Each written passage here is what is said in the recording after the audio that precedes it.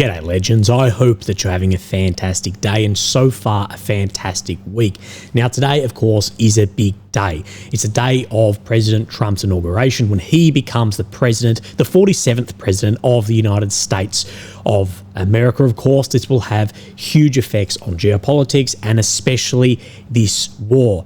In his inauguration speech, there was no comments about Ukraine or Russia, but when he was signing executive orders and to the press later on, he did make some comments. So we will look at what Trump has said, what his overall vision of this has been from the lead-up campaign. We'll look at what Zelensky and Putin have also said about this. Will he be able to end the war? Will it be done quickly? Well, I guess time will tell. We'll look over some UAV strikes and some tactics at the front line, but the main part of this video is we're going to do a very in-depth breakdown of the maps and specific areas, those hottest spots. And of course, this is coming from guys on the front line, not of people on Twitter. But you'll see a very common theme here amongst different front lines in completely different sector. But the common theme, the concerning themes are manpower shortages and command issues. So let's start with, of course, now President Donald Trump and what has been said and what we may expect from here. So at his victory rally, which became a day before, of course, Inauguration Day, he had said this. I will end the war in Ukraine, I will stop the chaos in the Middle East, and I will prevent World War III from happening, and you have no idea how close we are. So saying you have no idea how close we are to a third world war and these wars that he can end. But how will they end? Well, we do not know. We've spoken of the issues here that Ukraine is seen as a partner, an ally of the US. But in this war at the moment, Ukraine is objectively losing the war. And a loss for Ukraine here can be seen as a loss for the US. And will what Putin puts forward that he would then sign to, now whether it's right or wrong, if you're in a position of power, this is what you have. If you have a position of power here, whatever Putin puts forward, could that ever be signed off by an American administration for one of his allies? We will see, because of course this is going to have Zelensky in the middle too, so it's going to get very, very difficult. Let's look at what then Zelensky has said on Twitter about now President Donald Trump. I congratulate President Trump and the American people on the inauguration of the 47th president of the US. Days that have change and also to have hope for the resolution of many problems, including global challenges.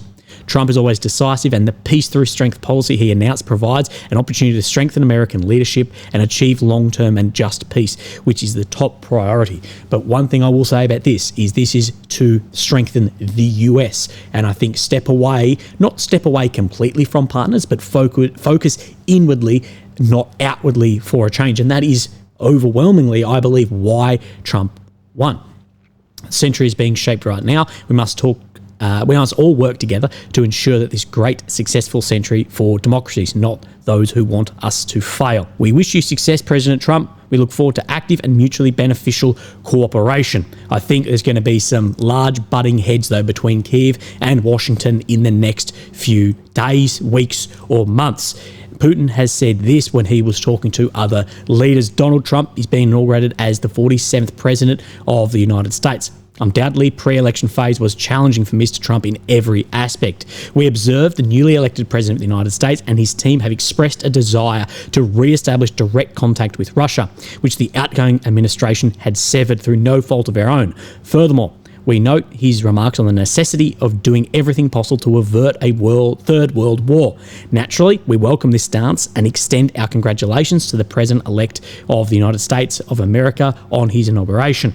I wish to emphasise that we have never declined dialogue and have always been prepared to sustain amicable and cooperative relations with any American administration. We are also open to dialogue with the new US administration concerning the Ukrainian conflict.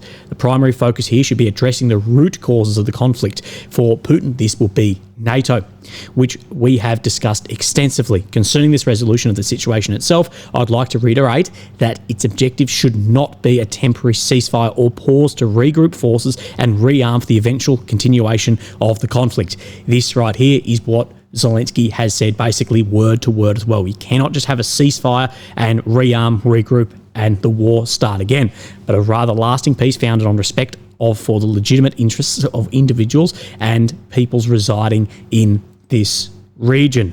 So again, we will see how this war ends and which concessions that both Moscow and Kyiv are willing to make to come to some peace, and where Trump will float between this, because we know the starting point of Kyiv, the starting point of Moscow are incredibly different.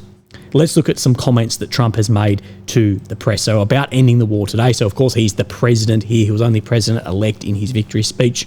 That, well, we're going to try and get it done as quickly as possible. It should never have started. You know, the war with Ukraine and Russia should never have started. It would never have started if I were president. And this is a message we have seen reiterated again and again by Trump and his team, that this war never needed to start and that proper diplomacy could have stopped this war from ever beginning then decades ago. He has also said NATO has to pay more money. NATO has to pay 5%. We're in the Ukraine war by 200 billion more than NATO. It's ridiculous because it affects them a lot more. We have an ocean in between, and we've spent 200 billion more on Ukraine than NATO has spent, and they've got to equalise. And this is one of the biggest things where the ripples of the Donald Trump presidency are going to flow through is NATO. A lot of NATO countries are not meeting the required 2%. He wants it lifted up to 5% because we see the amount of money and resources that the US put in is not matched or even close to by any other NATO country. This affects at least territories in the European part of NATO significantly more than the US, although the threat that other large powers have through Europe and Asia when we're talking about China and Russia is that if the US doesn't have NATO, they're not part of this, they lose their influence and their arm reaching into Eurasia completely. So NATO is important for the US. We're not going to see a pullout here, I don't believe, to maintain global hegemony. They need that, but we will see a lot more pressure on NATO countries who for a long time have just been taking a free ride under the umbrella of America's military. So let's have a look at some UAV strikes and what we are seeing overnight too. Now again, and I've said this, it's no surprise to see a large increase in Ukrainian drone activity, and last night was no different. So we have a couple of videos here. We can see that there was a strike against an unknown building in Smolensk. You can see when it lights up here, it's a little bit better to see the mushroom cloud there. That lighting up could be from an interception. We have, sorry, let me show you this. We have said to be an aircraft plant in Smolensk on fire from drones here, probably debris. As you know, debris cause the most amount of damage, but also above Smolensk, we can see then interception of some of these drones by Russian air defenses as well. So you'll see from the center right of your screen, then an air defense missile intercept a Ukrainian drone.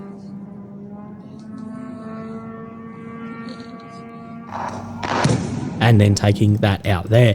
Now, we've seen this before. This is nothing new, but it's still impressive to see. This is a Russian sniper in what is being called an urban ghillie suit. And you can see basically trash and rocks and whatever else put onto a typical ghillie suit to hide yourself in an urban environment. We've seen this before, and I think we'll see more and more of this as the fighting will inevitably move into urban environments. But very interesting to see.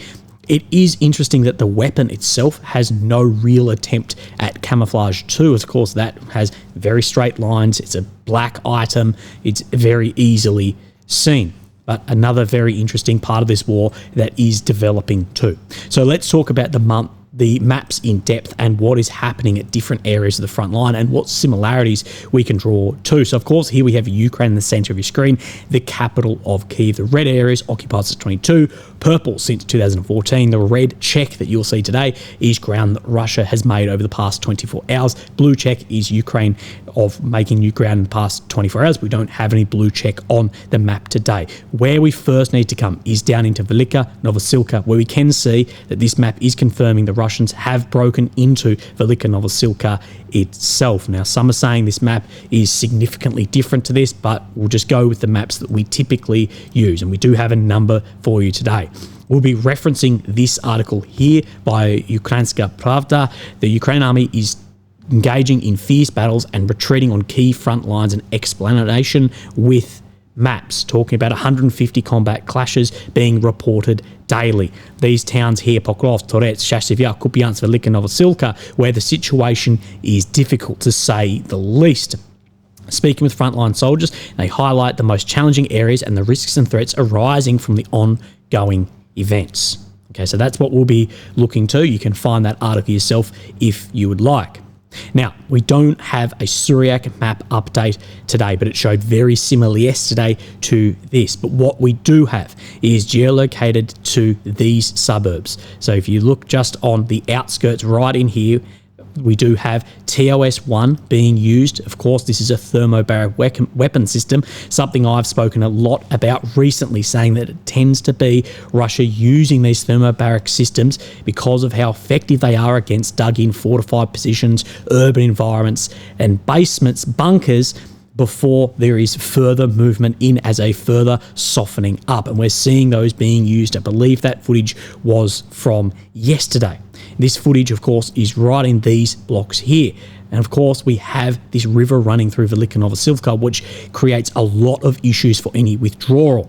Now, we believe that there are still Ukrainian troops on this side over here, where there's another river running through here, and there are pages saying today that these guys in here have been cut off. Again, we will wait and see what becomes in the next few days in Velyka Novosilka, but this is a very critical area at the moment. Ukraine cannot afford to have a large amount of soldiers be encircled, but also they can't afford to have large offensive actions in here, because with acute manpower shortages, it will take soldiers from other areas on the front line, in which Russia know this, and they will push there. This situation that has been developing and deteriorating now for a number of days or weeks has got to an absolutely critical phase. But of course, withdrawing out of here, you have to cross a river at one point. We are seeing Russian drones active in here, mortars active, artillery active. Pulling out through here through open fields is of huge concern at the moment. Let's see what Ukrainska Pravda report on this, that the situation is approaching a critical point.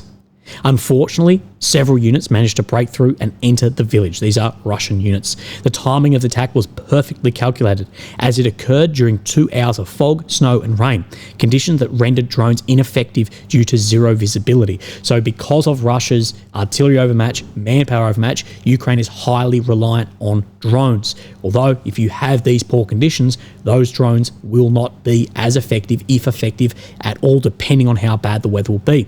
Just a few days earlier, the Russians had also captured the village of Vreminka, which of course just sits to the west here. And we spoke of that is the initial break-in, and of course securing those flanks, squeezing harder.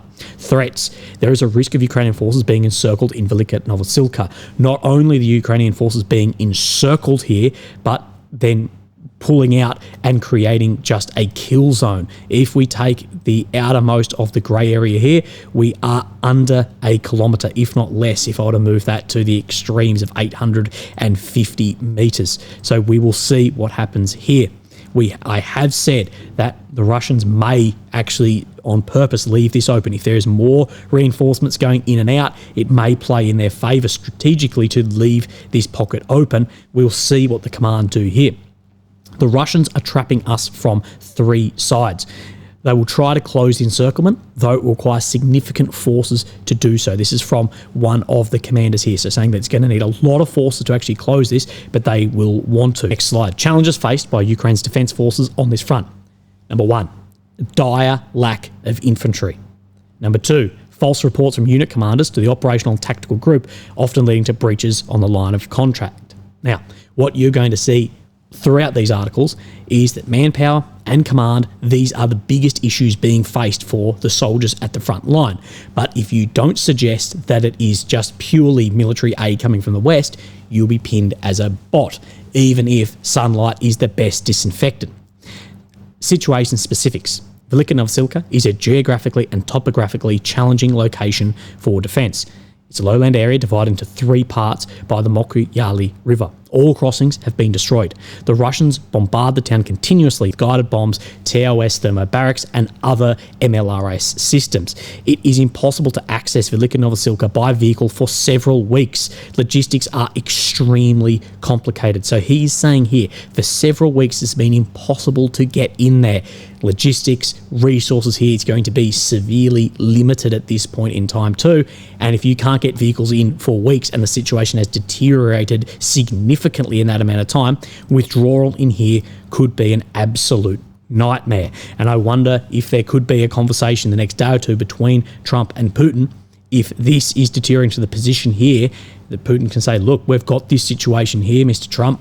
We want to create as part of leverage, maybe a safe route out for some other level of concession. Again, we don't know exactly how many troops are in this situation at this point in time. Let's move our way up and we'll come into the Pokrovsk front. So you can see movement, red zone out of Slovianka. You can see movement out of Solone towards Uspenivkia as well. Pokrovsk front. One thing which many pages are reporting is there has been a significant increase in the shelling of Pokrovsk over the last 24 hours. So we'll bring up the Suryak map. And what the Suryak is saying is that Russian Army took full control over Kotleny. Of course, on the northern side of this road and rail, one of the key logistic routes into Pokrovsk, and will become a very important area for Russia and their continued offensive into deep Donetsk or potentially into Dnipro as well, only a few kilometers away through Udashny. Once Udashny falls, it's open fields to this area. So let's look at Ukrainska Pravda and what they say about the Pokrovsk front. They're putting it as critical. The Ukrainian army is losing settlements daily on this front and has been unable to stabilise the front for a year since its withdrawal from Avdiivka. And as we know, from Avdiivka, which seems like a long memory ago, if we go from Avdiivka to where the front line is sitting now, some 57 kilometres. This is not falling back to advantageous positions. This is a front line in free fall, slow free fall, but still free fall nevertheless. And of course, this can speed up given the nature of attritional war. Currently, Russian forces have decided not to assault Pokrovsk directly, but to bypass it from the south instead and cut off Ukrainian logistics. As of 19th of January, the Russians are 3 kilometers from Pokrovsk and 5 kilometers from Dnipro Oblast. Entering Dnipro will be a significant step in the war. The number of routes leading to Pokrovsk is steadily diminishing. Recently, the Russian forces completely severed the Mazova-Pokrovsk road, the one we have spoken about, having destroyed numerous Ukrainian vehicles along it. In the past few days, they have also advanced north of this route, partially entering Kotleny, completely occupying at this point, and Udachny, the last villages before the administrative border with Dnipro. Sergei Finlanov, commander of the 108th Da Vinci Wolves Separate Mechanized Battalion, who we have spoken about previously, has said there is a railway from Udachny, Kotliny to Pokrovsk, and it's in the nature of the enemy's operations to use all railways. They'll certainly use this route to block access to Pokrovsk, which we are seeing happen. This railway is the same as the one near Seladove. This is in Russia's interest and tactical then a repertoire to use these both for logistics and also movement up and down the front line and cover as well. So this is a significant escalation on the western flank of Pokrovsk, currently leading to an encirclement if it cannot be stopped at this point. Threats: the risk of Pokrovsk and Minograd being encircled, a rapid advance by the Russians towards the E50 Dnipro-Donetsk highway. So this highway that sits up here, cutting off a further way in or out. The Russians increasing proximity to Dnipro Oblast, raising the threat of the war spreading to a 6th oblast of Ukraine. The transactional approach that Trump may see towards this war, what I've said is the absolute last thing that Ukraine want is Russia occupying an inch of another oblast at this point in time. Challenges faced by Ukraine's defense forces on this front. There is a lack of effective command. There is a shortage of infantry, primarily due to a high rate of desertion. The infantry's level of training and I'd say experience here is inadequate. Again, we see these common themes: command control issues, lack of infantry. I think things like this should have been nipped in the butt months and months, if not years ago, and we're seeing poor decisions made back then coming to blossom now. Situation specifics. Ultimately, chaos has reigned for almost a year in the command of troops and units at various levels on the Pokrovsk front. The old brigade are becoming exhausted and they're not receiving the reinforcements they need, while the new brigades, lacking experience, quickly lose personnel and equipment or suffer from a high rate of desertion, resulting in positions and defensive lines being lost. And this is what we talk about when we look at attritional protracted warfare doctrine. You need to reinforce existing brigades so experience proliferates throughout the ranks, not just form new brigades. You form a new brigade like the infamous 155th that has 1,700 guys desert off the front line. And speaking about this, well, what went wrong? He said the bus didn't have electronic warfare. He planned to transport people to position by bus, and he said he didn't know and he didn't understand how it should be done. If you don't have EW, you are going to get smoked. I also asked if the positions were being held and if there was communication with them. He said the positions were still standing, but there was no communication with some of them. Either their radios were broken or they didn't have any. And this is what I've been telling you now for years from guys I speak to at the front line. They go, we don't give a shit about F-16s. We give a shit about comms, night fighting equipment, thermals, cheap things that just can be disposable as well, rather than something that looks good on just a Facebook post. And there was one position that could only connect when it had internet access, but it wasn't through Starlink, just mobile internet. What we know is that is highly traceable for the Russians as well, using basically routers that can ping off that 3 or 4G and tell you exactly where there are troops on Ukrainian phones. The soldiers were completely unprepared for combat, which is what led them to desert their unit to stay alive, I guess, and I don't blame them. And I will say, if you have not got the correct experience, you have not got the correct training, and you don't have any reasonable command and control, you're being sent somewhere into the hottest front just to die, I can see exactly why guys are walking off the front line. And again, we could see more and more of this, and this will massively affect Ukraine's capacity. We have seen Commander Siversk say that Ukraine cannot win in defensive. You have to go on offensive at some point. But are any steps being made that it's not keeping Ukraine on a life support? You actually have to get the upper hand on the battlefield, which is a full 180 degrees from where it is at the moment. I don't believe any steps are being made in that direction. It's just talking of US aid rather than effective command and effective recruitment mobilization efforts as well. So we'll come down, of course, we're looking at the Kurakhove front, what is changing on this map. This is what we then reported yesterday, shown on the deep state map, was a successful Ukrainian push around Zelenivkia, shown on his map here as well. They've recaptured a number of positions. This was shown yesterday on the deep state map. Let's move further up into then Toretsk, and we'll see this map, no changes today. Although this is different to most other maps that are suggesting the majority of this has come under Russian occupation. We look at the Syriac map, and basically the Syriac is showing where the grey zone is red zone. But even by Syriac, he's not showing that these high points, which are these 3 spoils, are completely under Russian control. That will become important when we go through the situation here. Toretsk front, situation difficult. Ukraine's defence forces control about 30% of Toretsk. I'd say that is critical if you are 70% occupied. Threats. Firstly, the risk of losing complete control of Toretsk, which is on high ground and thus an ideal position for artillery and a crucial location for conducting radio and electronic reconnaissance. Also, if you put your booms for electronic warfare up there, it will be significantly more effective also. In this context, 4 spoiled tips on the western outskirts of the city, as I pointed out right in here. Now, Syriac is saying that maybe this one and this one are under control, but not these 2. These are approximately 200 metres high and are of particular importance. Capturing these spoiled tips and the high ground would enable the Russians to target the Pokrovsk Konstantinivka road, Konstantinivka itself, and other locations.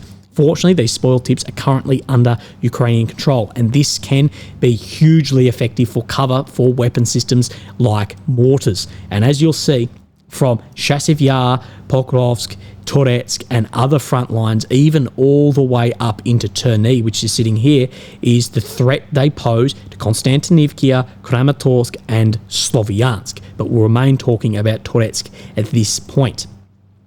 Secondly, Toretsk is a large city with pre-existing fortifications in buildings and basements. A retreat from Toretsk would force Ukrainian defenders to hold the line in open fields and forest strips, which is significantly more challenging and significantly more costly than the prepared positions that have been here. Remember, this purple, this is from 2014, so there's been positions reinforced and built in here that have stood up for a decade. The capture of Toretsk would pave the way for a Russian advance on Konstantinivka from the south. This would mark the beginning of the battles for a large strategic crucial agglomeration of Kramatorsk, which is densely populated with 100,000 civilians still there. The Russians are now about 15 kilometres from Konstantinivka and have been shelling it with artillery for several months. Challenges being faced: lack of infantry, again, and low-quality ammunition. The problem of low-quality ammunition persists on the Toretsk front, particularly with the 120mm mortar rounds, which is very, very important in a built-up area like this because of the way that round travels compared to, say, a typical artillery system. The main challenges for artillery units are the quantity and quality of the weaponry. The quantity has definitely increased. The quality varies. Situation specifics. To destroy buildings where the Ukrainian soldiers are stationed, the Russians often physically carry TM62 AT mines in their arms and throw them into basements and the ground floors of buildings in like a satchel, throw them in, blow it up and collapse the whole building. They say this is extremely dangerous due to the risk of accidental detonation, referring to this as kamikaze. Interestingly, Mozzak's comrades, intelligence officers from the 21st Special Purposes Battalion, sometimes resort to a similar tactic but execute it differently, saying they approach under fire, they lay this, and then they detonate from then cover. But we have seen very similar occurring in Toretsk as well, of Ukrainian soldiers throwing these TM62 mines also. So let's continue moving up, and the next spot we'll go is Terny Ivanivki front. We have seen the Russian control expand in recent days here, again forming maybe the northern flank for Sloviansk, Kramatorsk, while Toretsk, Pokrovsk, and this puts a lot of pressure on Konstantinivka and the whole Siversk front in here that the Russians have been able to successfully cross the Zerabets and create a bridgehead on the western side. Situation difficult. In early January, Russian troops managed to break through the western bank of the Zerabets near the village of Ivanivka and has since then expanded control. Challenges faced by Ukraine's defence forces. At the end of last year, Russians mostly resorted to assaults by small infantry groups on the Lyman front.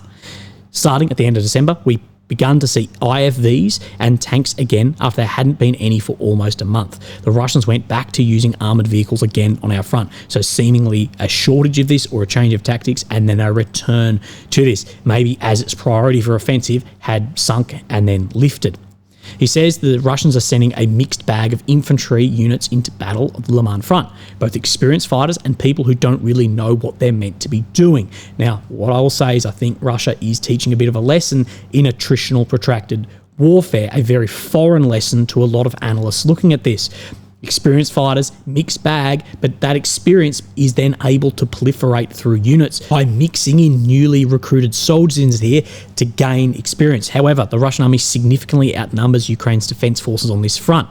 Situation specifics. On the Kupiansk front, the Russians are hampered by water obstacles, in this case the Zerabets, which yes is hampered, but they have managed to successfully get on the western side of this. It's a very important area. It's the gateway to the Sloviansk-Kramatorsk agglomeration from the northeast. And as you can see, Kramatorsk, Sloviansk, this agglomeration here, this is being again and again said, this is where it lays risk. So you can see where the Russians' ultimate goal is here. Threats. If the Russians continue to move towards Lyman, this could create several problems for Ukraine's defence forces. As mentioned, potential Russian advance on Sloviansk from the northeast. Of course, creating then your flanks. Secondly, if the Russians move along the Zerabets River, it could threaten the rear of Ukrainian units fighting on the Siversk front. So this is Zerabets down here, and this is Siversk. So it could then have a large pocket and envelopment of Siversk while building the northern flank of Sloviansk. Remember, a lot of this green, this is where Russia have been before at some points. You can see situations and the threats here. You can say also that they have significant outnumbers the Ukrainian defence forces. So again, Ukraine doesn't have the manpower needed on this front line. Let's just move down then to Chasiv Yar. Of course, we had Bakhmut, Chasiv Yar, but where after Chasiv Yar it starts flattening out, and there are, of course, very important high grounds here for both the Russian and Ukrainian forces to keep maintain. So we see Chasiv Yar today, Syriac, these blocks out to the west coming under Russian control, saying that 40% of this is now under Russian occupation. Chasiv Yar, Kramatorsk front, saying it is difficult.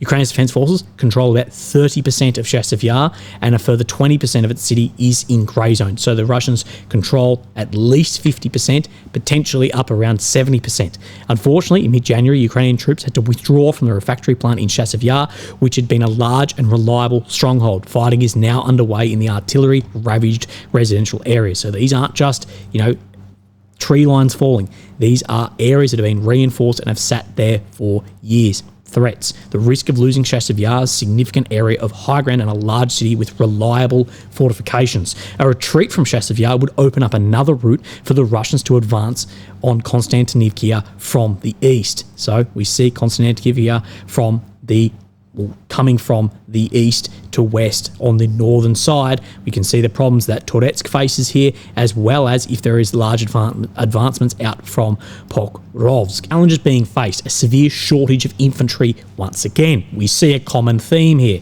Situation specifics. One of the Russians' hideouts on the front between Chasiv Yar and Kalinivka is the massive pipes of the Seversky Donetsk-Donbass Canal.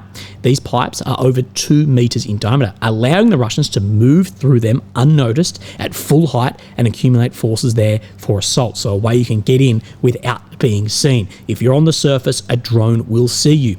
The Russians used a similar tactic a year ago in Avdiivka. They covertly broke into the rear of the Ukrainian forces in the southern part, the main water pipeline that fed Donetsk filtration station. This was in fact how they managed to enter Avdiivka, and we saw that the Russians then launched an incredibly brazen attack. If we come down into Avdiivka, sorry, I was struggling to find it, we saw a red pocket pop up in the south of Avdiivka with how the hell did they get there? Russian Special Forces. We saw the footage of them cutting through that pipeline and then managed to use that as a rear position and successfully use that as leverage for forces to move up, getting into the Ukrainian rear. It's an incredibly successful part of Avdiivka's offensive actions by then the Russian forces.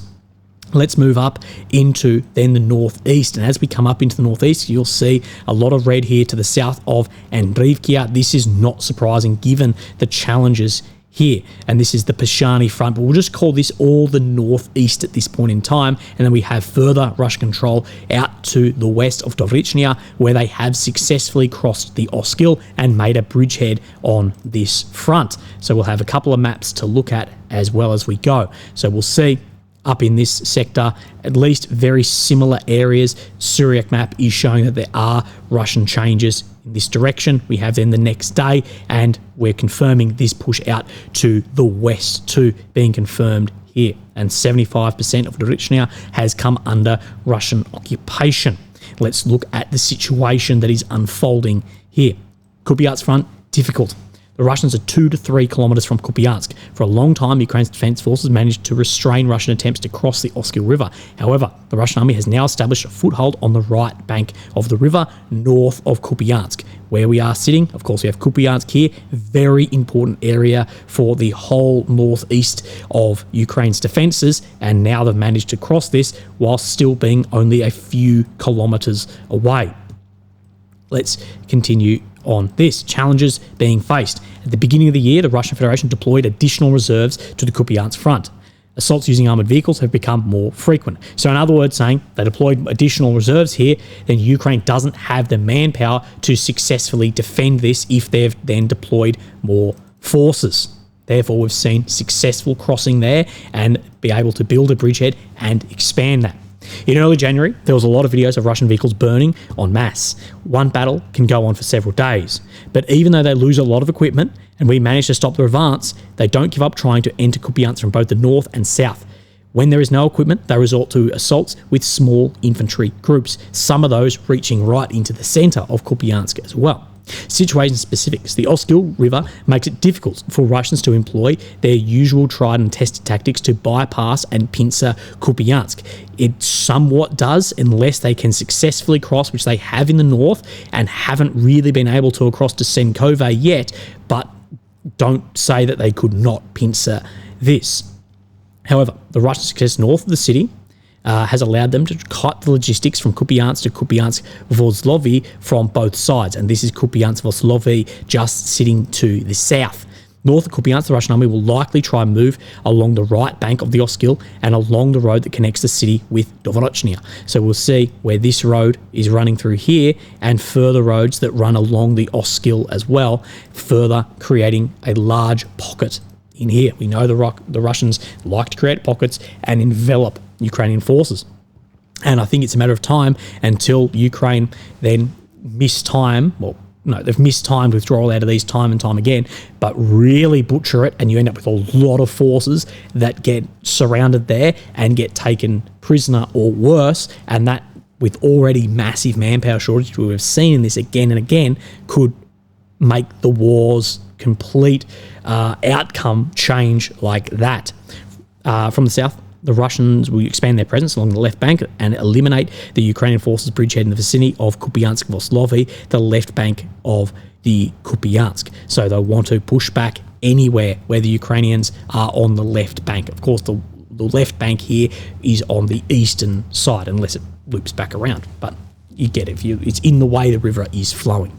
If the Russians keep up the pace of their advance from Dovorochnia, they could eventually break through to the vicinity of Kindravskia, these areas northwest of Kupiansk. There is a road intersection to Kupiansk from Velyky Bulak, which will further complicate the city's logistics for Ukrainian troops. So if they continue to break through, they cut off some of these major roads that are running into Kupiansk. This creates more and more issues. And again, if you limit down to 1 or 2 roads, the ability to cover those roads with everything from LMURs, from Kar-52 helicopters to FABs and everything in between becomes far, far more effective. So we've looked at that. This southern element we just saw down in here, I want to show you this because this is being confirmed by Syriac maps as well. So we look where Rayhodkia is, as well as then this area down in here. So saying that there are much larger Russian advances in here and further control than we are seeing on this map. Again, if the war ends, we will get 100% confirmation of where the front line is actually sitting. Now, we'll push our way up into Kursk. What we saw yesterday, I want to turn this on because there's no changes. We saw, of course, blue check at Makhovkia, of course, an area where Ukraine has had advancement. Ukraine need to keep Sudzha, the Russians, away from Sudzha as much as possible because of the threat of getting cut off here. And they are surrounded on 3 sides at this point in time. But this is being confirmed by Syriac maps today. We said hold off on it yesterday, but we can see both maps confirming there was large Ukrainian advancements in this front, reversing almost all Russian gains on this axis since the beginning of the month. So Ukraine is definitely throwing a lot of chips in to make sure they maintain their occupied territory in Kursk as well. You know, time and time again, my feelings towards this, that I do believe this still plays into Russia's hand. The amount of forces needed in here that are surrounded on all 3 sides, that is a absolute desperate situation to get logistics in and out of here due to Russia's weapon systems, their surveillance drones, FABs, TOS, all of this. There was reluctance to use those incredibly destructive weapon systems such as FAB 500s to 3000s TOS in this front line at the beginning because, of course, it's Russian infrastructure. Now it seems like there's no problem with using that. And there's critical manpower shortages at everywhere else critical that we have spoken about. And if there's critical manpower shortages at Velyka, at Pokrovsk, at Chasiv Yar, at Toretsk, and these are the hottest areas that need to be kept, and all of which can open gateways to further strategic elements, well, I guess we will see. Anyway, legends, have a great day, and I'll speak to you tomorrow. Thank you. Bye-bye.